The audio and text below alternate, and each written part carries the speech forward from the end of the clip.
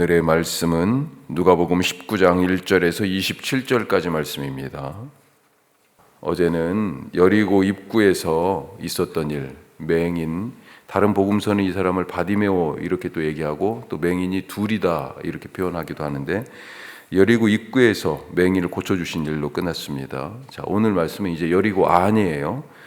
여리고로 들어오셨어요. 예수님이 삭개오를 만났습니다. 그리고 열 문화의 비유, 마태복음에는 비슷한 말씀이 달란트 비유가 있죠. 자, 이 말씀으로 우리가 조금 더 들어가 보겠습니다. 첫째로 오늘 이 집에 구원이 임했다. 오늘. 자, 2절은 삭개오를 소개하는데 세리장이요 부자다. 두 말로 그의 사회적 신분을 소개하고 있습니다. 그런데 3절에 보면 특이한 점이 있죠. 키가 작다 이렇게 또 표현하고 있습니다. 키가 작아요. 자, 1차적으로 이것은 키가 작았다는 말 그대로고요. 또 삭개오가 가진 유대 사회에서의 여러 가지 한계를 비유적으로 나타낸 표현 아닐까 또 그렇게도 생각이 됩니다. 예수님이 이런 삭개오와 만나면서 반복하시는 말씀이 있습니다. 5절 말씀에 보면 이렇게 되어 있죠. 예수께서 그곳에 이르사, 지금 돌 무화과 나무, 우리가 예전엔 뽕나무 이렇게 얘기했었습니다만 그 작은 나무가 아니에요.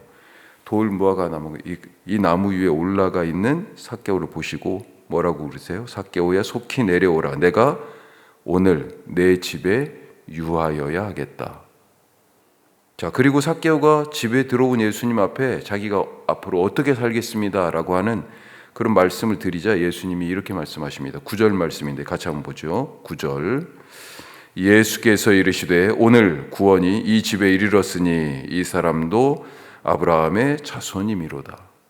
비슷한 말씀을 삭개오의 집에 들어가기 전후로 하고 계실까?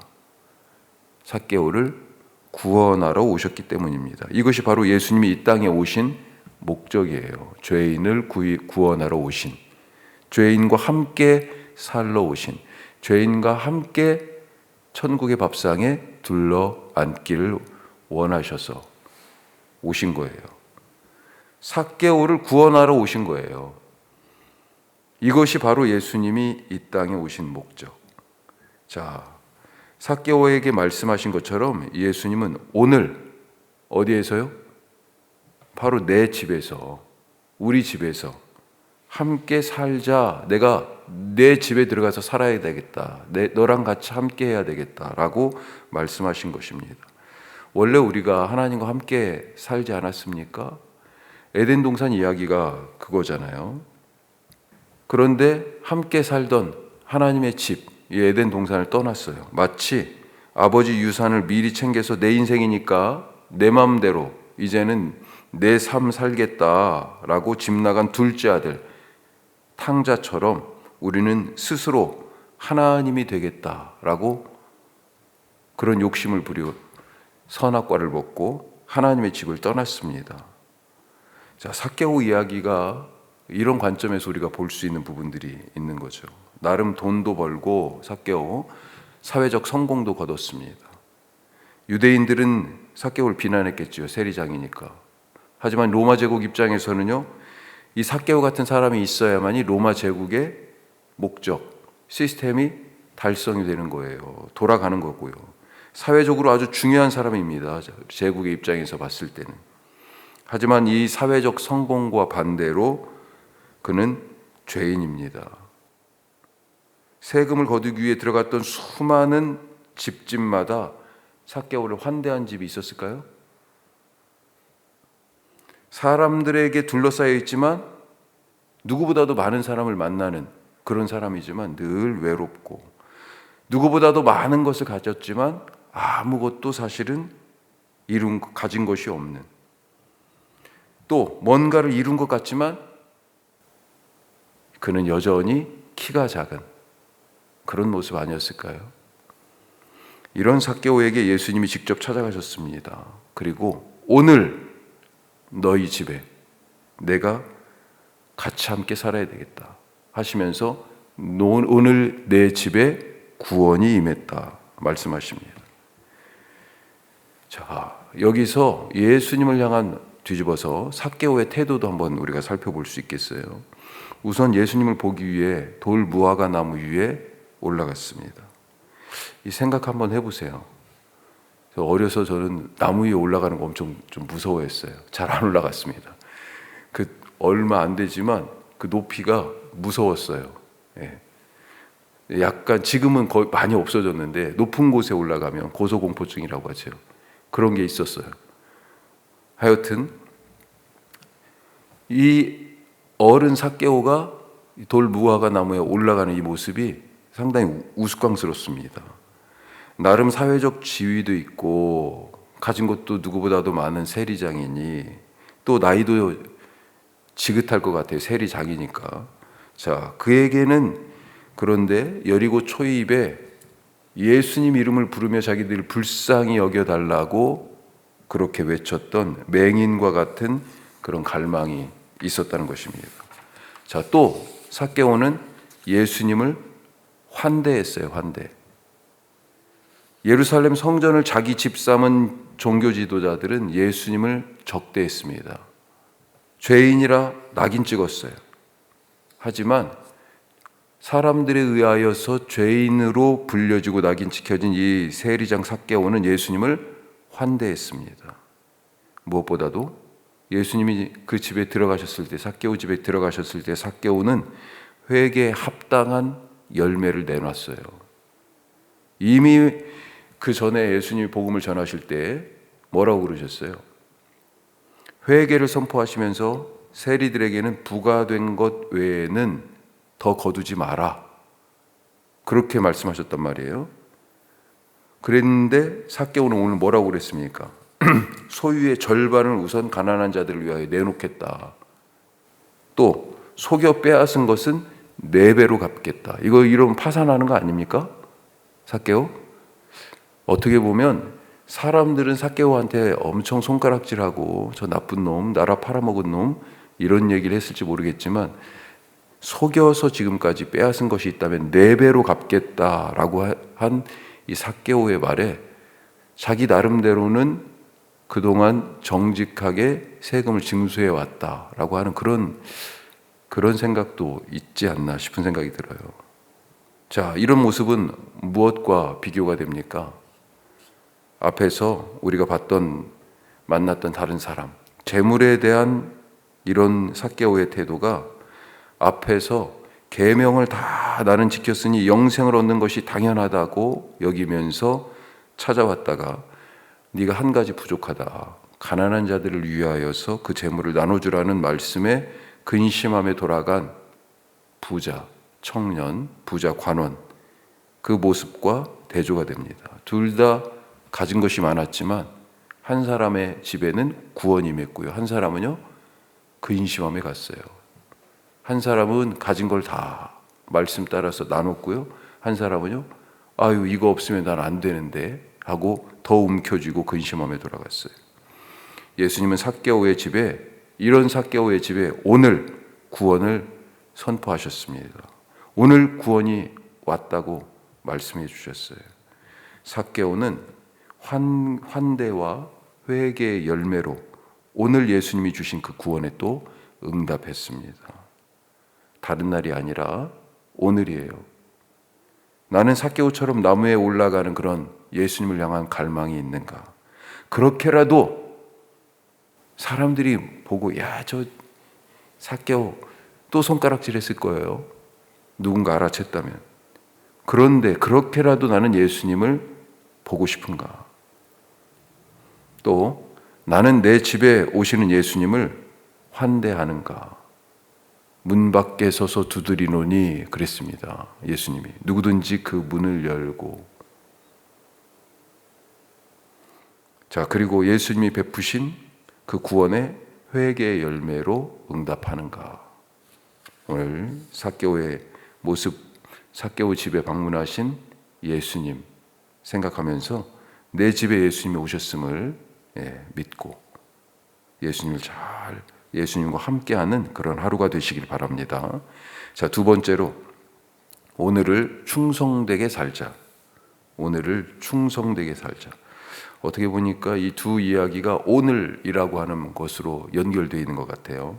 자, 열 문화의 비유가 이어서 나오는데 갈릴리에서 예루살렘까지의 여정이 9장에서 19장까지라고 그랬잖아요. 오늘 말씀까지입니다. 19장 27절까지예요. 그래서 이 여행의 맨 마지막 말씀으로 배치된 게 이 열 문화의 비유 말씀입니다. 자, 예루살렘을 앞두고 여리고까지 왔잖아요. 예, 이제 예루살렘이 지척입니다. 제자들은 야, 이제 예루살렘이야 막 마음이 들뜨고 고무되었습니다. 왜냐하면 예수님까지도 이름을 알고 있던, 예수님이 삭개오야 이러셨거든요. 돌 무화과 나무 위에 지금 올라가 있는 예수님까지도 이름을 이미 알고 있는 삭개오, 여리고의 그 소문난 세리장 삭개오까지 자기 재물을 버리고 예수님의 이 행렬에 어쩌면 동참한 거예요. 예수 운동에 합류했습니다. 자, 그러자 제자들과 무리들은 앞으로 있을 일에 대한 자기들의 생각, 자기들의 기대를 더욱더 확고하게 합니다. 자, 11절 말씀 바로 그거죠. 11절 말씀에 그들이 이 말씀을 듣고 있을 때 비유를 더하여 말씀하셨다 이렇게 되어 있습니다. 삭개오 집에서 하신 말씀이라고 생각되는 거예요. 자, 그러면서 뭐라고 되어 있습니까? 이는 자기가 예루살렘에 가까이 오셨고 그들 제자들은요, 같이 읽어요. 하나님의 나라가 당장에 나타날 줄로 생각함이더라. 자, 이런 맥락이 지금 있습니다. 하나님의 나라가 당장 나타날 거라고. 대부분의 이단들이 이런 오류를 범하죠. 당장 천국이 온다. 그리고 자기들이 줄 것처럼 그렇게 현혹합니다. 우리가 이 문화의 비유 혹은 달란트의 비유를 볼 때 물론 큰 차이점들이 있습니다만 공통되게 생각되는 것들이 있어요. 뭐냐? 주인이 종들에게 자기 소유를 맡기고 떠났다가 결국 언젠가 돌아온다. 다시 반드시 돌아온다라고 하는 것. 자, 여기서 중요한 건 뭐예요? 주인이 떠났다가 다시 돌아올 때까지, 이 주인이 부재했을 때 종들은 어떻게 할 것인가? 사실 이게 주제예요. 그렇죠? 앞으로 예수님이 죽으심으로 십자가에 죽으셔서 제자들을 떠나게 되시고 또 승천하셔서도 떠나게 되시는데 그 이후에 제자들이 어떻게 살아야 하는지 그것을 지금 당부하고 가르쳐주는 말씀입니다. 예수님이 안 계시는 오늘 제자인 나는 어떻게 살아야 할 것인가? 우리가 예수님의 부재 시에 관심을 가져야 할 것은 뭐예요? 언제 오시는가 이게 아니고 자꾸 거기에 신경 쓰지 마라. 하나님의 나라가 당장 이루어지냐 아니냐 그건 너희들이 알 바 아니다. 심지어 하나님의 나라는 예수님이 뭐라고 그러셨어요? 이미 너희 가운데 왔다라고 말씀하셨잖아요. 언제 주인이 다시 돌아올 것이냐? 언제 예수님이 다시 오실 것이냐? 이것이 아니라 너희가 더 관심을 갖고 집중해야 할 것은 내게 맡기신 것을 가지고 나는 무엇을 할 것인가? 이것이다. 자, 이런 점에서 우리가 생각해 볼 게 뭐냐? 우선은 맡기신 것이 있다. 없는 게 아닙니다. 왜 저 사람은 저만큼 받았는데 나는 이만큼밖에 없어? 그렇지 않다는 거예요. 각자에게 주신 게 있어요. 맡기신 것이 있습니다. 또 한 가지는 주님이 맡기신 그것을 작다 하지 않고 그것을 가지고 열심을 다하여 이걸 뭐라고 표현합니까? 충성하라. 작은 것에 충성하라. 왜요? 왜 이걸 작다고 합니까? 하나님의 나라에서는 이 충성하는 자에게 하나님이 주실 하나님 나라의 것은요, 땅에서의 것과 비교할 수 없기 때문에 약속대로 주님은 다시 오시고 다시 오셨을 때 맡기신 것을 찾으십니다.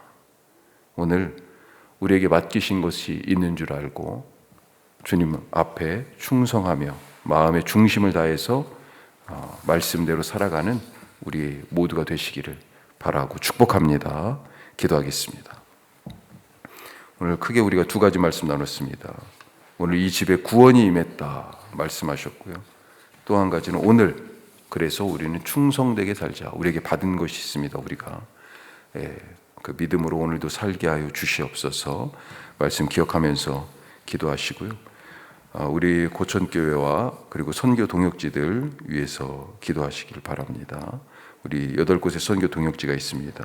필리핀의 임마누엘 교회, 그리고 뚫라이 미션과 한빛 탄사교회, 캄보디아 행복한 집 안동 고천교회, 그리고 위프렌즈 이주민들을 위한, 그리고 우리 북한 이탈 청소년들을 위한 여명학교, 원주 청소년들을 위한 석식당, 새물길 플러스 기억하시고요. 오늘 수요 말씀 마당이 있습니다. 같이 함께 우리 기도하겠습니다.